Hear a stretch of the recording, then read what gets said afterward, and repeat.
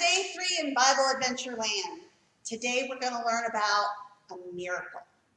So long time ago, there was a man sitting at the entrance to the town, and he was just sitting there. He couldn't see, he couldn't walk, he couldn't move. He'd been there for 40 years. Now, if that happened now, we'd be able to get around, right? We could get in the car, someone could drive us if we couldn't drive ourselves. But back then, not so much.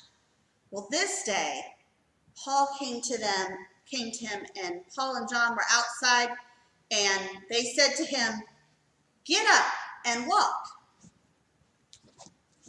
And he did. He got up and walked.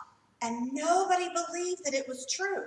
This man who had never walked before in his life stood up and walked. It was such a miracle that there was a commotion and a huge gathering, and Peter and John stood up and started teaching about Jesus. They told the crowd who Jesus was and how he died for our sins. He told the crowd that they needed Jesus, and that made people in the crowd angry. See, not everyone in town was a fan of Jesus. The leaders, they didn't like it, because if people were worshiping Jesus, they weren't listening to them. They thought that Christians who talked about Jesus were liars.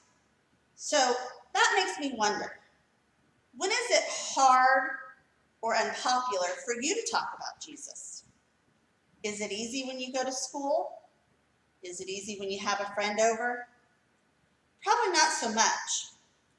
The leaders there got so mad with Peter and John that they grabbed them and threw them in jail for the night. Well, Peter and John had a decision to make. They could either stay quiet and get released from jail, or keep talking about Jesus and get in trouble. Well, you know what? They did the bold thing.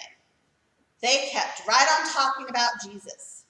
And because of that, over 5,000 people that day came to believe in Jesus. Can you be bold? Can you reach out and tell them all about Jesus? What will you do today?